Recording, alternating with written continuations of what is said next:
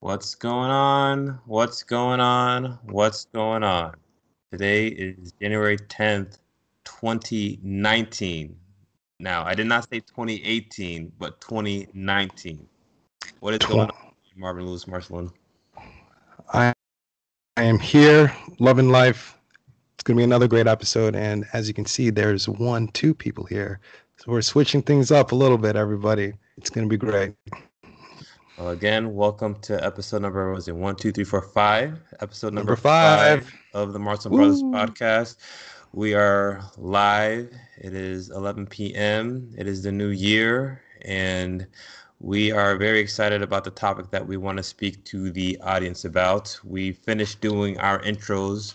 Hopefully, you've been able to appreciate getting to know us a little bit better, and we decided that for this round, we are going to talk about paying it forward. I think that's the topic that the brothers and I have really been passionate about, and we want to dissect into the whole concept of paying it forward, why it's important, tell each other a little bit about what and how our lives have changed from this, and hopefully give you guys an opportunity to think about what you can do to pay it forward. But of course, before we start going into the main topic, let's catch up and see what's going on. So, Marvin, the last time I saw you, it was last year. Last It year, was 2018. So, tell me a little bit about some of the things you've been able to do since then, because you've had a lot of stuff going on in your life. You've had some business moves, you've had some nice time off, you're back to work. So, tell me a little bit about some of the highlights since the last time we saw each other and tell us a little bit about the new year so far. for sure, for sure. So, Happy New Year, everybody, once again. Came back up to the cold Pennsylvania. And, Was that a you know, shock for you going from nice 70, 75-degree weather to I don't know what, is it snowing up there right now? oh man, just about. Oh, today it's in the 30s. So let me See, that's tell you. worse because I don't know. I almost feel like if it's going to be cold, let it snow so at least I can get something out of it. And if it's going to be 1 or 2 degrees away from it, you get the cold chills, but you don't get the plane of snow. I don't know if that's me talking like a Floridian or is it better just to not have snow with all the because of all the stuff that you got to deal with driving in Philadelphia weather. You are definitely talking like a Floridian, my friend. Yeah. The snow, it's beautiful to look at, but once it stays and it sticks, it is so difficult to travel and get around. Everything gets slowed down, and your day is just, you know, hit off course. So I like looking at the snow, but if I really need to get from point A to point B, no snow is the way to go. So you got it made. Okay. So what's been going on with you since you ended up leaving Florida? Yeah, so I'm back in the thick of things. I'm back in residency. And, I was just thinking about it. I am literally just past the halfway point in my residency career. So Awesome. time is flying by, and within a blink of an eye, it's going to be time for me to make a decision. So I have three major points. I can either um, go for more training, Mm-hmm. look to get hired by somebody, Mm-hmm. or look into possibly purchasing and running my own show. So we'll see what happens. Though the future is so close, yet it's so far, but I can see the light at the end of the tunnel. Oh man, you just put another teaser out for a future podcast, huh? What to do, the what is it going to be called? Podiatrist podcast, when the rubber meets the road and you're at a fork in the road, what are you going to do? So I think that we all will enjoy looking forward to see where this decision will be. And we definitely will be on air in a year and a half. So we'll be able to see what happens and we'll be able to look back at this moment and say, hey, remember when we spoke on January 10th about you being at the halfway mark and we're going to see what happens after that. So we'll have to go back to this at some point later on in the future. Another cool thing, I had a birthday. So, Yes, you yes, know, yes. getting a little older, got a little more grays, but it's all good, brother. It's all good. That's the 3-2, right? You hit the number 3-2, right? Yeah, big 3-2.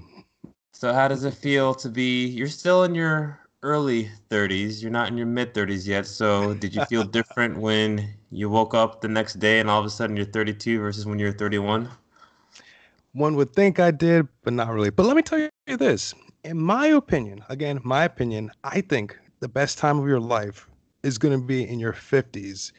I know. You what? Really? 50s? Let me tell you why. Check this out. By the time in your 50s, if you had children, your children are probably a little older. They can relate to you a little more, and you can, interact with them at a different level. So that's number one. Number two, chances are whatever career that you're in, you've hit your groove, probably making more money than you have been in the past. And then the decisions that you make, they probably implement and they probably have more of an effect on everyone else. So I think the 50 is the new 40, 30 is the new 20.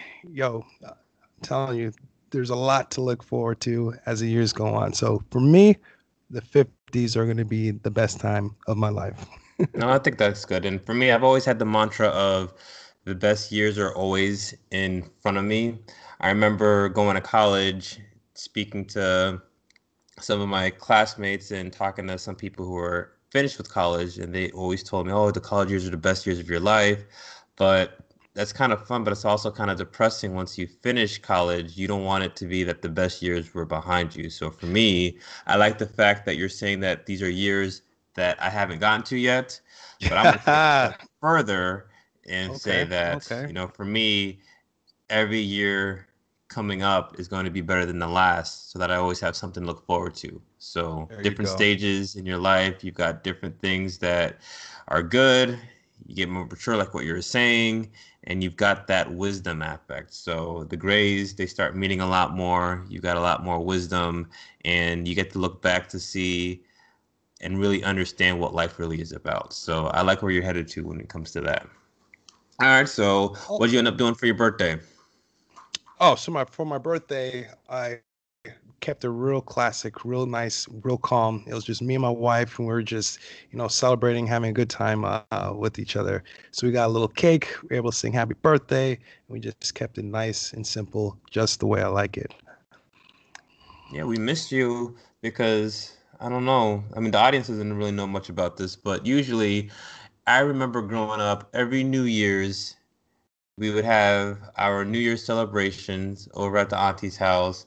And I always remember this hat that would always appear.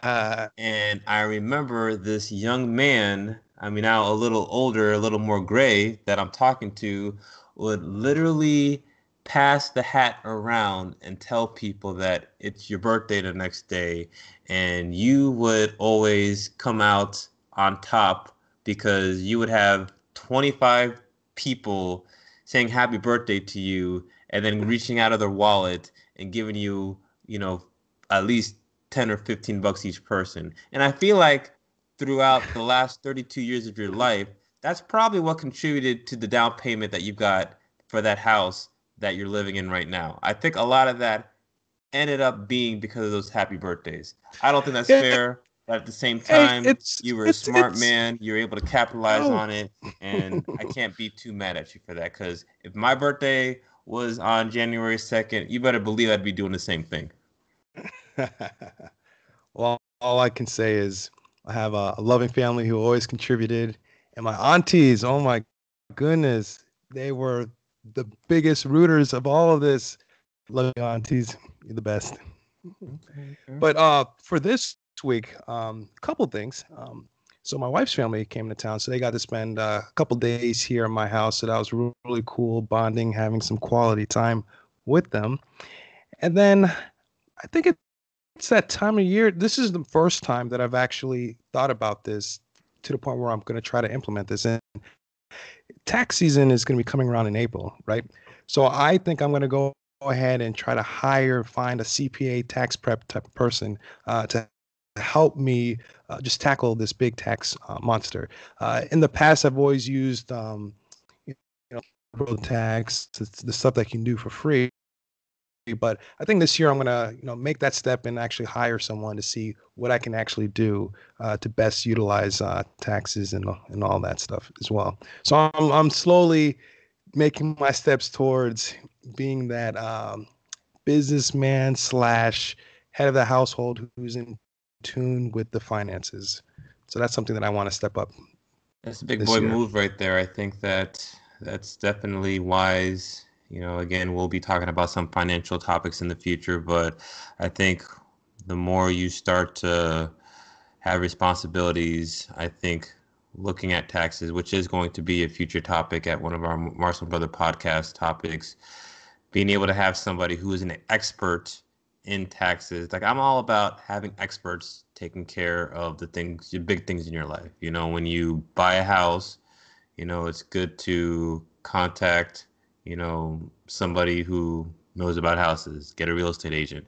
I think when it comes to, hey, if your car is broken, you take your car to a mechanic. So if you want to make sure that you're doing something and you're getting the most out of your taxes, see a tax advisor, see a CPA, see a tax consultant, because I think they can really help find some of the rules and some of the advantages that the normal person who doesn't spend 40 hours a week looking at tax code and law wouldn't pick up on. So I think that is a good move for you.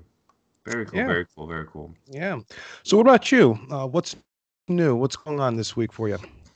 Oh boy, let's see what's going on. Well, since the new year, so we had the New Year's over at the Marsland household. So we did our New Year's party at the house. We had a luau theme, so we had a lot of family come over. We were able to put lights up over at the gazebo. We put one of the projectors in the backyard, so we were able to have people watch the ball drop outside. And then also DJ GNS made a guest appearance, and we were able to Wait, do the DJ thing. DJ GNS, please elaborate. DJ GNS. So we're good friends with one of the local DJs around the area. His name is DJ GNS, and every year he makes a guest appearance. And DJ GNS, he's one that likes to get the crowd hype. We are able to play good music. We have the family come around, all ages. We have some fun. We go from listening to music that starts all the way in the 70s, 80s, and then we try to bring it up to the millennia, and we try to bring it up to the modern music.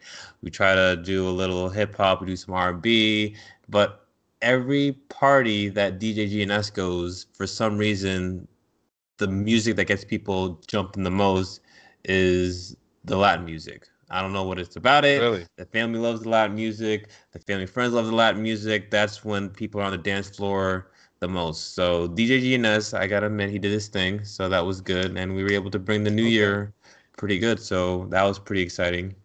You know, And you know what I then, just noticed? yeah. You know what I just noticed? You may have a doppelganger. DJ GNS really resembles you. I don't know. Call me crazy. I could it possibly be?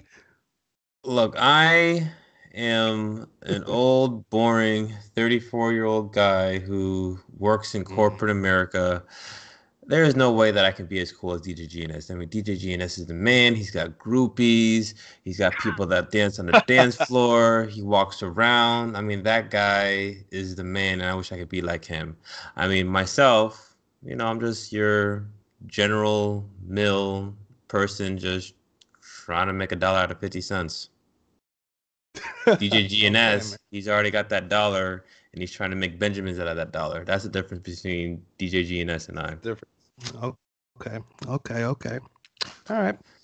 So did that, and then other than that, just ended up coming back to work. We did the soup jamu. We were able to. So that's the New Year's soup that the family always has over New Year's. So we were able to do that. Got to spend a lot of time with my daughter and my wife, which was really, really fun. And then before you know it was already time to go back to work. There you go. There you All go. right, so let's talk about these articles. So, we always talk about current events. So, what's the current event that you would like to talk about today before we start talking about paying it forward? Well, I was flipping through my phone and this one article really caught my attention. And unfortunately, it's not happy-go-lucky type of article. So let me go ahead and just read it. I took this from People magazine, of all places. It's titled, Hard to Believe No One at the Arizona Nursing Facility Knew Woman in Coma Was Pregnant. So apparently, there was a 29-year-old woman who's been in a vegetative state for more than a decade. She unexpectedly gave birth last month, specifically, I believe it was December 29th. And, people are scratching their heads and people are wondering, how could this happen?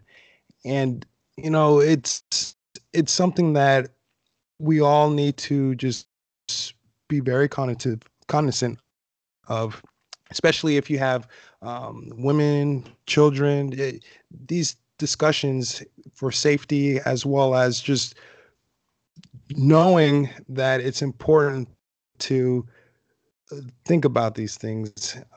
I think it's extremely important, and it's very just shocking. And my heart goes out to that family, and I really do hope that they come down to the bottom of it and figure out what happened and figure out things that they can do to prevent something like this from ever happening again. So I guess I very, very, think very I think striking. the way you described it was putting it lightly. I mean, I think it's disgusting and appalling. How can somebody take advantage of somebody like that? And, especially, as you and I are getting older, we both have, I mean, we're Yeah, both family people. We have significant others that we care about a lot. And just to think that, you know, somebody who is in a state like that, you're for that long, you're seeing them every day. You're hoping that they get better. You're hoping that they break out of this coma. I think out of all things that you would think or imagine when you're thinking about your loved one, I think that would be one of the things that would be the furthest from your mind. Like who, yeah, like I don't even have the words. yeah, I mean, yeah. just It's just, and I'm trying to read and I'm trying to and of course I don't have all the details, but I'm trying to think how the news came out in the way that having to say, hey, yes, especially like the mother, how is the mother of this lady? I mean, I can't even imagine what she's thinking that she's entrusting the care of her daughter to this facility, and then all of a sudden she gets a phone call and or a conversation, and they tell her, hey, not only yes, your daughter is in a coma vegetative state, but yes, we found out that she's pregnant and yes, she's about to give birth. Like yeah, I can't even I don't even know. I don't have the words, but that yeah, that in these facilities you're supposed to have people watching 24/7. I mean, this is a healthcare facility. The right, person is not able to care for themselves. What about going on rounds? The individuals in the facility are supposed to be doing regular checks. right. And again, just the mindset of that individual, like who does that? But It's terrible. It's terrible. so yeah, I So, guess we'll have to see what they end up finding out in the subsequent weeks because I do believe that this young woman gave birth to a healthy baby boy, but I just I don't know, it's very difficult for me to wrap my mind around that. But yeah, you and me both. oh man, well I'm gonna change the tone a little bit. My news article that I wanted to talk about, the title is Federal Workers Unions March on White House as first payday without paycheck approaches. So Democratic, and this is a story that was written by Fox News, but you can imagine that all the major news outlets are covering this. Democratic senators and union leaders led federal workers in rallies at the White House and across the country on Thursday, just one day before the partial government shutdown over border wall funding threatens to deny all of them their first paycheck. As President Trump visited the southern border in McAllen, Texas, and declared that he will almost definitely uses emergency powers to build the wall if talks remain stalled. The demonstrations emphasize the financial strain imposed on government employees since the shutdown began December 22nd. I cannot believe this has been going on since December 22nd. And I mean, what Yeah. is your take on that? Uh, I, It's like these workers need to get paid. I don't see um, how they're able to, sustain all of this while not knowing the next time they're going to get paid. Bills are coming. Uh, what are you going to do? You can't just go to the mortgage company and say, "Oh, by the way, I can't pay because the government shut down, therefore I'm not getting a paycheck." They're going to tell you, "So what? Things need to be paid." And the fact that the president is the reason why all this is happening is very concerning. At the end of the day, don't you care about the Americans who are within the US of A? We need for the government to reopen. These people need to get paid and things need to continue to progress and move forward. At some point, I think we should not be utilized as pawns in this. I don't know what you want to call it, but it seems like the American people are the ones that are suffering. yeah, What's your take? yeah. So I've got some statistics here in this article. It says here that statistics provided by the Department of Labor showed that 4,760 federal employees filed for unemployment benefits in the last week of December, an increase of 3,831 from the 929 who applied the week before. And this is just within the last couple of weeks. I've seen news articles about these individuals. I mean, they're going to be having to dip into their savings. And the common person, how many weeks of savings do some of these individuals have? And especially, you know, it wasn't like a lot of these employees thought that this could happen. I mean, I think the last time that the shutdown happened, it was what, for maybe a couple of days and then it opened up. But Right. it is affecting the way that life is for these individuals. People are having to all of a sudden pick up Uber jobs and just second and third jobs just to put food on the table. Like you said before, the mortgage payments are going to be due. You're going to have individuals who are going to have to figure out what are they supposed to be doing between, a car bill that's coming up or medicines that they're going to have to pay for. It's going to be one or the other. And you still have individuals who are working, so they're going to work, not getting paid, and that time that they would be using to get paid, they're not getting any money, and then after that, they're gonna have to go somewhere else and get paid. So they're gonna be working 16 hours, 18 hours for a job that they were able to just quickly pick up on just to have a couple of bucks to be able to pay the water bill. Right. So it's very like I understand that you definitely have to fight for what you believe in, but I feel like the It's people who always are at the getting expense affected, of somebody else, exactly. That's not okay.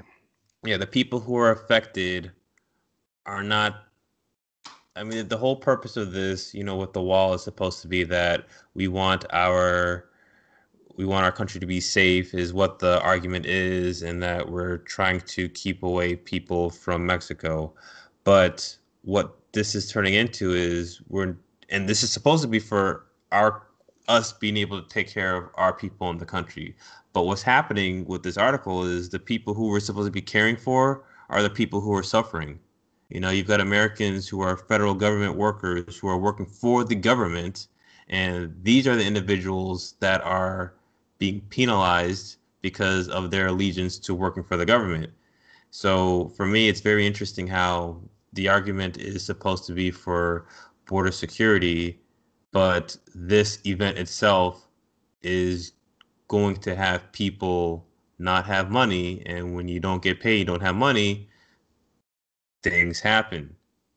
Right. You know, You put people you, in certain situations and mhm. they may choose to go down a path that probably would not have been gone had they had the money that they had. Exactly. Like people are gonna have to take things into their own hands, and at the end of the day, with with life, you're people. What's going to happen when people lose their houses, they lose their mortgage. Now you've got people who are unemployed.